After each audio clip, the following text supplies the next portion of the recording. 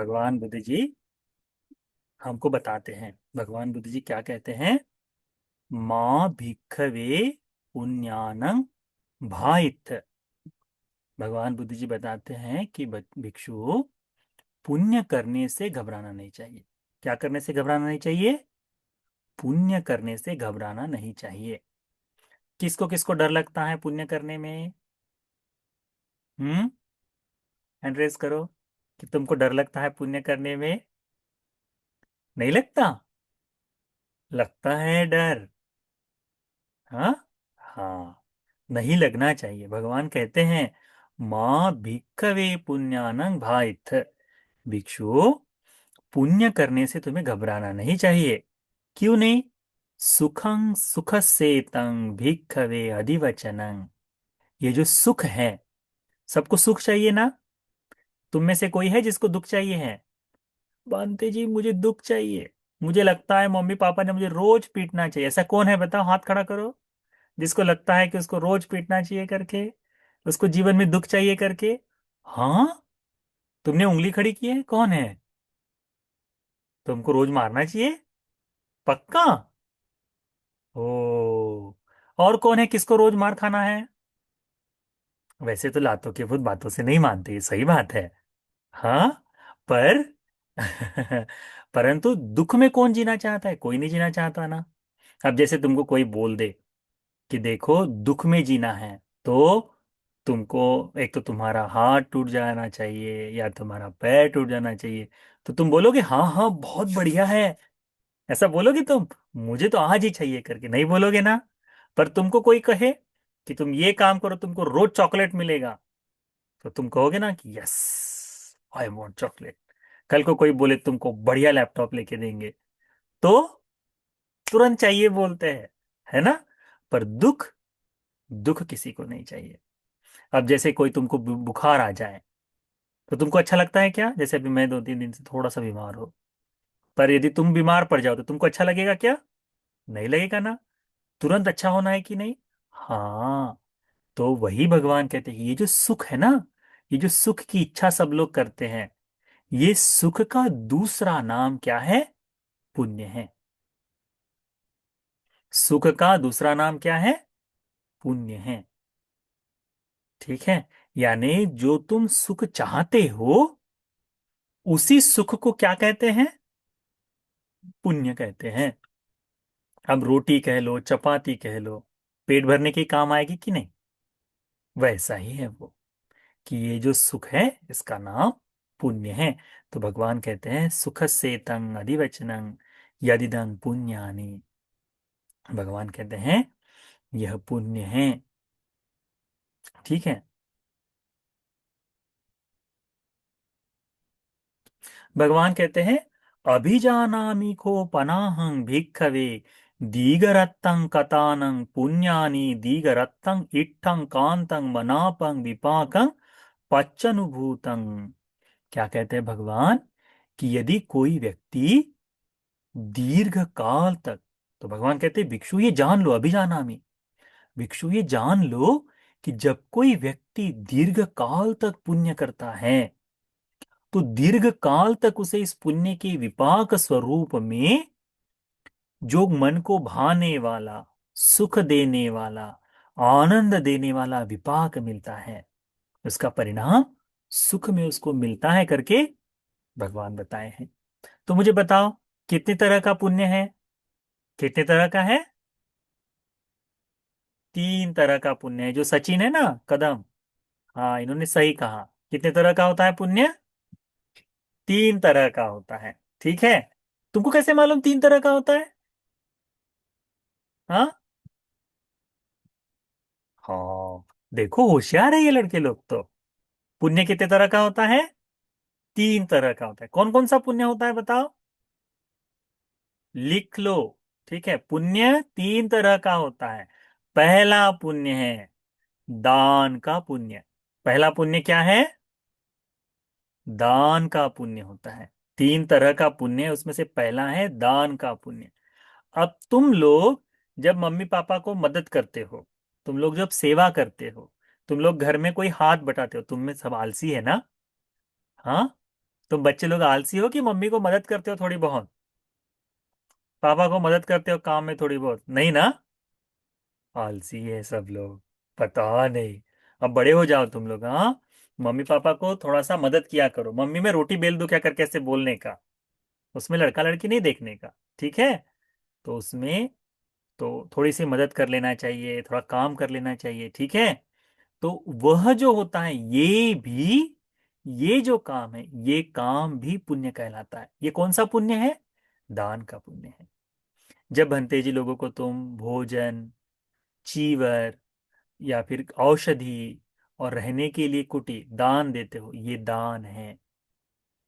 फिर इस दान में बहुत सारी चीजें आती है। जैसे अभी हम अकाल पड़ा हुआ है श्रीलंका में, है ना, बाढ़ आने के कारण वहां बड़ी तकलीफ है। तो तुम्हारे मम्मी पापा लोगों ने जो दान दिया है, तो अकाल के समय में दान दिया है ना, तो वो दान का पुण्य वो विशेष पुण्य हो जाता है। तो पहला पुण्य का तरीका क्या है? दान देना। जब तुम तो दान काया से दिया जा सकता है, तो जो वस्तु देते हैं वह, वाणी से दान दिया जाता है, मीठे शब्दों में जो बोलकर दान देते हैं वो भी दान ही है, ठीक है? धर्म का दान है, जीवन का दान है ना? जैसे कहीं कोई पिंजरे में कोई पंछी बंद हो, तुम उसको खुला कर देते हो, छोड़ देते हो, तो जीवन का दान दिए हो। कहीं कोई बंधा हुआ है उसको छुड़वाते हो, किसी की जान बचाते हो, वो काय का पुण्य हो गया? जीवन दान का पुण्य हो गया। तो ये पुण्य है दान का पुण्य। ये पहला पुण्य। दूसरा पुण्य क्या है? पहला पुण्य हो गया दान का पुण्य, दूसरा पुण्य है शील पालन का पुण्य। दूसरा पुण्य क्या है? शील पालन का। अब तुम लोगों के कितने शील है बताओ?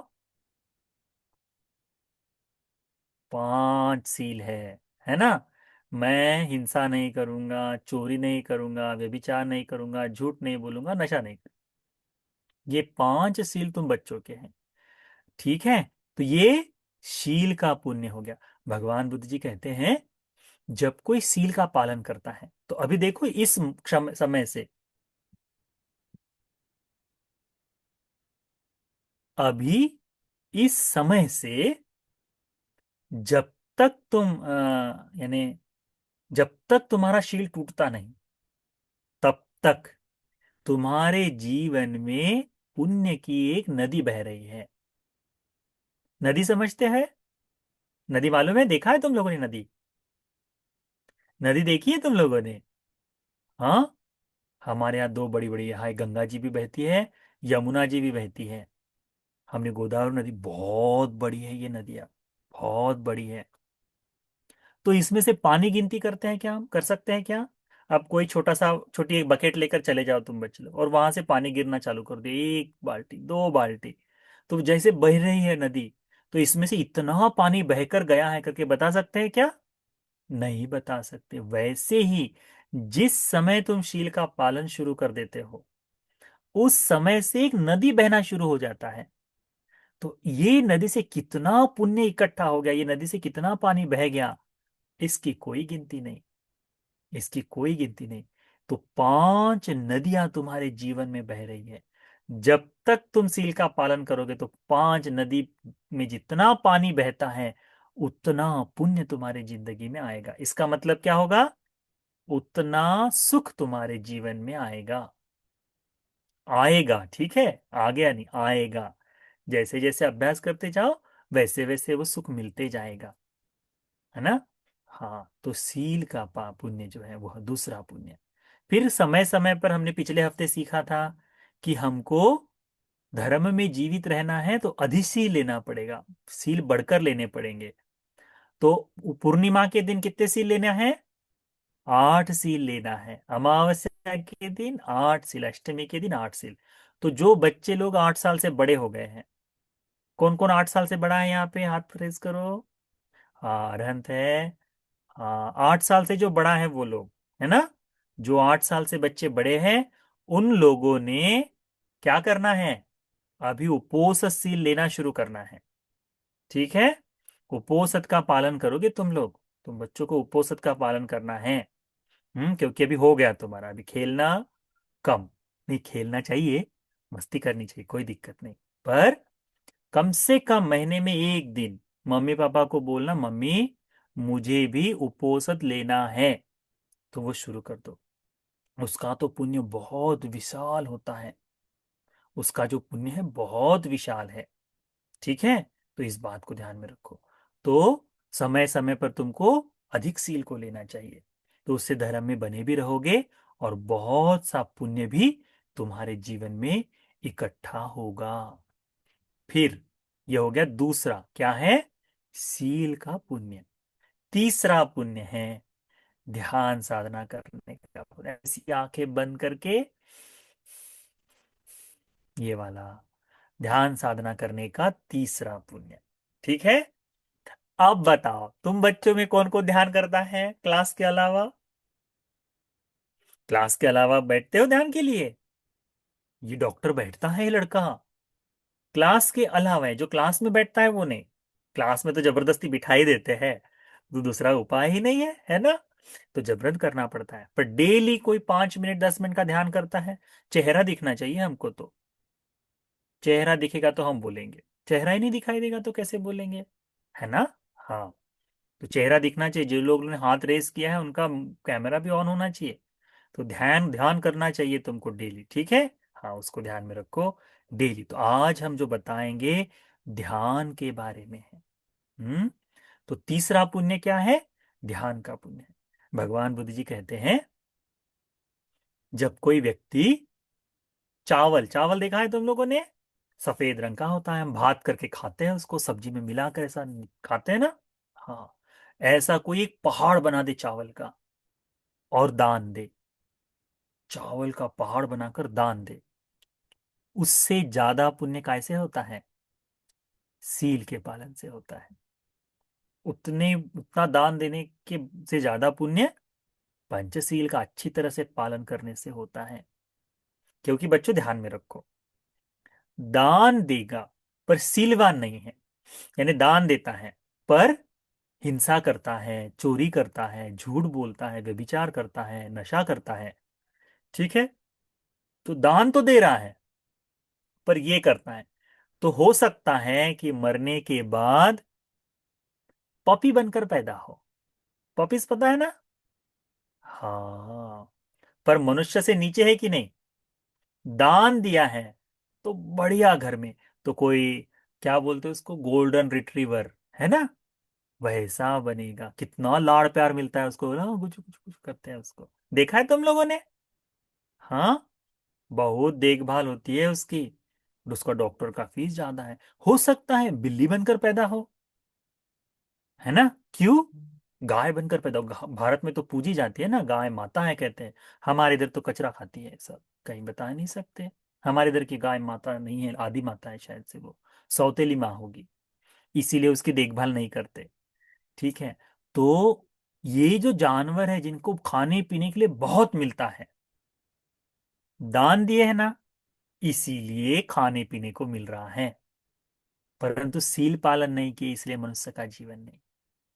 तो दान देने से खाने पीने के लिए मिलेगा, पर सील पालन करने से मनुष्य जीवन में जन्म मिलेगा, देवलोक में जन्म मिलेगा। ठीक है, दान से ज्यादा श्रेष्ठ है सील का पालन। सीलवान होकर दान दे तो उसका और भी पुण्य मिलता है। ठीक है, तो भगवान कहते हैं कि दान दे इतना, उससे ज्यादा पुण्य मिलता है सील का। सील से भी ज्यादा पुण्य मिलता है किस चीज का? ध्यान साधना करने का। अब तुमको एक बात बताते हैं बच्चों, भगवान बुद्ध जी कहते हैं कि जब कोई उपासक भिक्षुओं को उसके भिक्षा पात्र में भोजन दान देता है, तो देने वाले व्यक्ति का कर्जा भिक्षु पर बनता है, उसका ऋणी हो जाता है। ऋणी पता है ना? He is in his dead, है ना? तो ऋणी बनता है।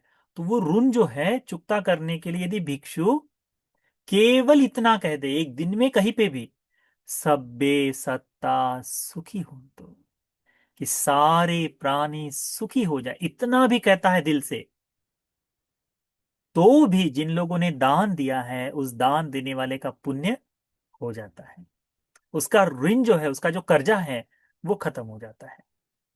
इसीलिए भंते जी लोग जब आपके घर में दान लेते हैं तो भोजन दान देने के बाद आशीर्वाद करते समय सभी के प्रति मैत्री है करके बोलते हैं। तो फिर तुम्हारा कर्जा बंते जी पर नहीं बनता। तो भगवान ने इस बात में बताया, भगवान कहते हैं सत्तवसानी में तंग चित्तंग भावेति। कहते हैं भिक्षुओं, मैंने 7 वर्षों तक मैत्री का चित्त बढ़ाया। कितने वर्षों तक मैत्री का ध्यान किया? 7 वर्षों तक। हाँ, 7 वर्षों तक मैत्री साधना की है। कब? जब बोधिसत्व की अवस्था में थे। अभी नहीं, अभी बुद्ध रहते समय तो निरंतर करते हैं। पहले जब बोधिसत्व की अवस्था में थे तो 7 वर्षों तक मैत्री का ध्यान किया। तो कहते हैं भगवान, इस मैत्री का ध्यान करने के कारण, मैत्री साधना करने के कारण 7 संवट विवट कल्पों तक। संवट्ट कल्प क्या होता है, विवट्ट कल्प क्या होता है, इसको समझ लो। एक कल्प का अनेक कल्प जब इकट्ठा हो जाए और ये कल्प पृथ्वी का विनाश होने वाला हो, धीरे धीरे पृथ्वी विनाश होते जाती है ना, तो वो विनाश होने वाला हो, ऐसा एक कल्प, और फिर पुनः पृथ्वी का निर्माण होता रहे, पूरी सृष्टि नए से बनती है, तो इसमें हजारों लाखों करोड़ों वर्षों का समय लगता है, पर उस संख्या में, उस समय गिनते समय उसे कल्प कहते हैं। तो इतने कल्पों का संवट्ट और विवट्ट कल्प होता है। तो भगवान कहते हैं मैंने 7 साल ध्यान किया और 7 बार पृथ्वी का उदय और पृथ्वी का विनाश हुआ। इतने समय तक मैं मनुष्य लोक में जन्म नहीं लिया, बोलते हैं। कहाँ जन्म लिए? दिव्य लोक में जन्म लिए। कहाँ जन्म लिए? दिव्य लोक में जन्म लिए। कहते हैं कि जब पृथ्वी का विनाश हो रहा था, है ना,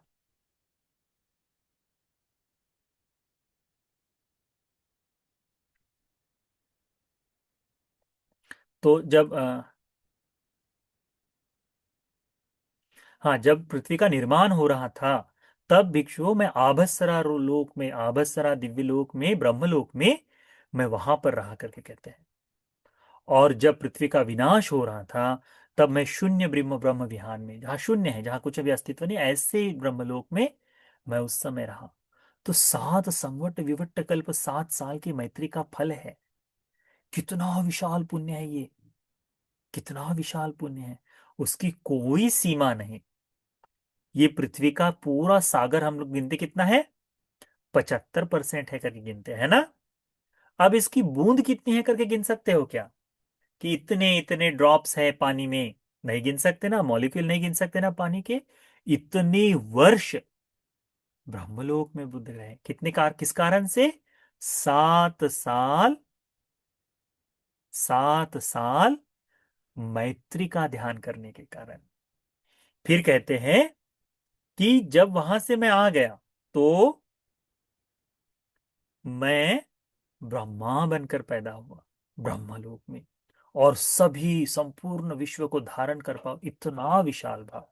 वो क्रिएशन वाला ब्रह्मा नहीं, हाँ, वो 4 मुंडी वैसा वाला ब्रह्मा नहीं कि जो हाँ मैंने तो पृथ्वी बनाई है, ऐसा वाला नहीं, ठीक है। ब्रह्मा कर्म के आधार पर बिल्कुल परिशुद्ध, जिसमें कोई डर नहीं, कोई लोभ लालच, ऐसी माया नहीं है उस समय, ऐसा सत्व, ठीक है, वो बनकर जन्म लिया। पुण्य के भाव से जन्म लेते हैं। फिर उसके बाद में कहते हैं कि बाद में मैं 36 बार, कितने बार? 36 बार मैं देवताओं का राजा शक्र बना। हमने शक्र देवता के 7 पद सीखे हैं ना, पिछली बार 7 चीजें बताई। हाँ, उन 7 पदों का इस्तेमाल, तो ये जो देव मैत्री करता है ना, वो मैत्री करते करते वो 7 पदों का, तो कहते हैं मैं 7 बार देवताओं का राजा बना हूं, शक्र देवेंद्र। किस कारण से? मैत्री का फल। तो मैत्री के फल को ऐसे धीरे धीरे धीरे कम करते लो। जैसे तुम लोग लेके आओ, एक बड़ा सा केक लेके आओ घर में, और पहले दिन ज्यादा भूख लगी है तो आधा केक खा लिया, फिर फ्रिज में रखा है, दूसरे दिन फिर थोड़ा टुकड़ा निकाल के खा लिए, फिर तीसरे दिन थोड़ा सा टुकड़ा और निकाल के खा लिए, ऐसा करते करते तुम्हारा केक अब भी वही है कि नहीं, और धीरे धीरे खत्म हो जाए। वैसा ही एक बार 7 साल उन्होंने ध्यान किया, उसमें संवट विवट कल्प में वो रहा, वहां रहे। फिर जब पृथ्वी के इसमें आए तो 37 बार शक्र देवेंद्र बने, देवताओं के राजा बने। और फिर कहते हैं भगवान कि हजारों बार, अनेकों बार, अनेकों बार, यानी सहस्त्र के आसपास 1000 बार मैं पृथ्वी पर चक्रवर्ती राजा बना हूं। चक्रवर्ती राजा पता है ना, पूरी पृथ्वी पर एक छत्र राज्य करता है। हमने अपने जीवन में नाम भी नहीं सुना, अभी तो केवल चक्रवर्ती राजा कहते हैं, परंतु वास्तव में पृथ्वी से, समुंदर से लेकर दूसरे समुंदर तक जितना राज्य आता है, वो सारा राज्य बने बिना शस्त्र के वह उसका राजा बनता है, उसे रत्न प्राप्त होते हैं। ठीक है। तो भगवान क्या बताते हैं, ये सारा का सारा मुझे प्राप्त हुआ किस कारण से, 7 साल मैत्री करने से। तो देखो, 7 साल मैत्री करने से यदि इतना लाभ होता है, तो तुमने मैं कैसे करना चाहिए, तुमने प्रतिदिन अपने जीवन में थोड़ा थोड़ा थोड़ा थोड़ा मैत्री का अभ्यास करना चाहिए। यदि तुम मैत्री का अभ्यास करोगे तो तुमको लाभ होगा। ठीक है। तो आज हमने क्या सीखा है, 3 प्रकार का पुण्य होता है। कितने तरह का पुण्य होता है, 3 तरह का पुण्य होता है। पहला पुण्य क्या है, दान देने का पुण्य है। जब तुम्हें किसी पर, कोई किसी को भी कुछ भी दो तो वो दान है ना। दान का पुण्य पहला है, उसमें कभी घबराना। भगवान ने इस सूत्र का आरंभ भी कैसे किए कि माँ भिक्खवे पुण्यानंग भाई, भिक्षुओं, पुण्य करने के लिए घबराना नहीं चाहिए, ऐसा नहीं कांपना चाहिए। ठीक है। और मैं नहीं करूंगा हूं, ऐसा भी नहीं बोलना है। ठीक है। जब भी तुमको अच्छा, अच्छा काम कर रहे हैं, आ जाओ पट से, हाँ मैं आता हूं, तुरंत जाना चाहिए। ठीक है। तो दान देने के लिए कभी नहीं घबराना चाहिए। दान देने के लिए घबरा जाओगे तो कैसे होगा, पुण्य नहीं होगा। और दान से धर्म में आरंभ होता है, इस बात को ध्यान में रखना। ठीक है। तो डेली कुछ ना कुछ दान दिया करो। तुमको पॉकेट मनी मिलती है क्या सबको, नहीं ना। हाँ, बढ़िया है तुम लोगों का तो। ठीक है। तो एक काम करना चाहिए, तुम्हारे पास में छोटा सा गुल्लक ले लो, ठीक है, या फिर एक कप ले लो। हाँ, तुम लोग हमको भेज दो, हम एक कप भेजेंगे तुम सबको। हमारे आश्रम के नाम से ही है, महामना आश्रम के नाम से। हम फिर से प्रिंट करवाएंगे, हमने बांटे हैं यहाँ पे भी, हम सबको पोस्ट कर देंगे। ठीक है। कप खुला है ना, तो तुम्हारे पास जब भी एक 1 रुपया है, 50 पैसे है, 2 रुपया है, तुमको जब भी आए उस कप में डाल देने का। उसमें से वापस नहीं निकालने का जब जरूरत पड़े, दिया हुआ वस्तु तुम्हारा नहीं है। ठीक है। तो डाल देने का, और फिर उससे किसी बुद्ध विहार में ले जाकर दान देने का। तो कैसे, तो वो तुम्हारा, मम्मी पापा का नहीं, वो तुम्हारा है, तुमने डालना चाहिए। उसकी आदत अभी से लगा लो कि मुझे पॉकेट मनी मिली है, उसमें से मैं ये 2 रुपए, ये 5 रुपए, ये 10 रुपए, किसी ने कुछ खाने के लिए दिया चॉकलेट, अच्छा उसमें से मैं एक 1 रुपया उसमें डाल दूं, करके कंटिन्यूटी में उसकी प्रैक्टिस करो। जब तुम करोगे तो जैसे जैसे तुम छोटे से बड़े बड़े होते जाओगे ना, वैसे वैसे तुम्हारे चित्त में दान का भाव बढ़ता जाएगा। दान का भाव बढ़ता जाएगा तो पुण्य का भाव बढ़ेगा। पुण्य का भाव बढ़ेगा तो जीवन में आने वाली बाधाएं दूर होते जाएंगे। ठीक है। तो उसका काम करो। हम सब, हमको, हाँ हमको है ना, तुम एड्रेस सेंड कर दो सबका। ठीक है, मैं अभी बना रहा हूँ, थोड़ा सा भैया से बात करके तुम सबकी फोटोज, तुम सबका नाम नंबर ले लूंगा मैं, मेरे पास रहना चाहिए ना। फिर उसके बाद मैं पूछ सकता हूँ, प्रेजेंट सर करके बोलना है फिर। ठीक है। तो उस तरह से तो तुमको मैं भेज दूंगा। उसको क्या करना है, उसमें जमा करना है तुमको, जहां लगे तुम्हारे आसपास का बुद्ध विहार है तो वहां जाकर दान दो। तो तुमको यदि धन नहीं दान देना है तो सीधा उस पैसे से कारपेट खरीद लिए, छोटा सा छोटा है ना पैर पोंछने का जो कपड़ा होता है वो, तौलिया खरीदे, या कोई आवश्यक वस्तु है तो वो जितना जैसा जमा होता है वो जाकर वहां पर दान देकर आए। झाड़ू खरीद लिए, तो ये किसके धन से होगा, तुम बच्चों के। तो बचपन से तुमको दान देने की आदत लग जाएगी, ये तुम लोगों की सुरक्षा के लिए है। दान, शील का पालन यदि कर रहे हो, 5 शील का यदि तुम पालन कर रहे हो, तो तुम्हारे जीवन में बुरी चीजें घटित नहीं होगी। और यदि मैत्री का ध्यान कर रहे हो तो जब भी कोई चीज जीवन में तकलीफ आ जाए, बैठ जाए, मैत्री का ध्यान कर ले और कहे कि भगवान ने कहा है मैं ध्यान करने वाला उपासक हूँ, मुझे हानि नहीं होगी, और तुम देखना वाकई में तुम्हें कोई तकलीफ नहीं होगी। इसका मतलब ये नहीं है कि तुम पढ़ाई नहीं करोगे और पेपर देने जाओगे और बोलोगे कि मैं पास हो जाओ। ऐसा नहीं हो सकता। तुमको पढ़ना पड़ेगा, ठीक है। हाँ, पढ़ना पड़ेगा और अच्छा आदमी बनना पड़ेगा, ऐसा नहीं, आलस नहीं चलेगा उसमें। पर अपने डेली लाइफ में, जैसे तुम डेली ब्रश करते हो ना, ब्रश कौन कौन करता है यहाँ पे? कोई नहीं करता ब्रश। हाँ, सब मेरे जैसे है। अच्छा, करते हैं सब लोग ब्रश? हाँ, तो फिर मेरे जैसे नहीं है। हाँ चलो, बढ़िया है, बढ़िया है, हाँ, अच्छा है। तो डेली ब्रश करते हो ना, वैसे ही डेली ध्यान करना सीखो, ठीक है। तो ध्यान करने की दो तरीके, एक तो सुबह सुबह तो बड़ा आलस आता है तो सुबह नहीं कर सकते, तो जब सोने के लिए जब बैठते हो ना, तो फिर थोड़ी देर के लिए 5 मिनट के लिए, 5 मिनट के लिए घर में डेली मैत्री का ध्यान करना सीखो, ठीक है। और मुझे लगता है तुम में से आधे बच्चों के पास तो मोबाइल फोन है ही, है ना? नहीं है ना? है। हाँ है तो ठीक, नहीं है तो बहुत अच्छा है, तो बच्चों को मोबाइल की अभी आवश्यकता नहीं है, अभी जरूरत नहीं है। तो भी जैसे कंप्यूटर हो तो तुम ऑडियो भी सुनकर ध्यान कर सकते हो, 5 मिनट 10 मिनट का ध्यान डेली कर लो। तुम देखना, जैसे जैसे तुम जेनजी में आते हो ना, जेन अल्फा में आते हो ना, तो तुमको आने वाली सारी प्रॉब्लम्स दूर हो जाएगी, आधी प्रॉब्लम दूर हो जाएगी, ओके। तो मेडिटेशन तुमको बहुत सपोर्ट करेगा, और फिर हम तो बैठे ही हैं, है ना, हम सहायता करेंगे। तो ध्यान रखो कि 3 तरह के पुण्य हमको अर्जित करना है अपने जीवन में। पहला है दान का पुण्य, दूसरा है शील का पुण्य, और तीसरा है ध्यान साधना करने का पुण्य। और तीनों तरह से जो पुण्य करेगा उसका जीवन सुखमय होगा, कल्याणमय होगा, और आने वाले जीवन में कोई बाधाएं भी नहीं होगी।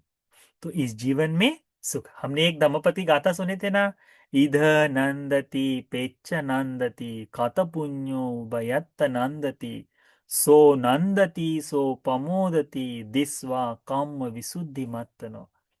यहाँ आनंदित होता है, परलोक में आनंदित होता है, पुण्य करने वाला दोनों लोक में आनंदित होता है, ठीक है। कैसे आनंदित होता है? अपने किए हुए पुण्य कर्म को देख देख कर आनंदित होता है, अरे मैंने तो दान दिया है, अरे मैं तो सील का पालन किया है करके खुश होता है, सुखी होता है, ठीक है। तो तीनों तरह से अपने जीवन में पुण्य का तुमने अर्जन करना चाहिए, पुण्य को जमा करना चाहिए, ठीक है। हाँ, तो इतना आज के लिए काफी है। तो यह जो आज की कक्षा है, ये सारा कक्षा का पुण्य तुम सभी बच्चों को तीनों तरह से पुण्य को अर्जन करने वाला बनने के लिए, धर्म के अनुसार जीवन जीने के लिए उपकारी हो जाए। साधु साधु साधु।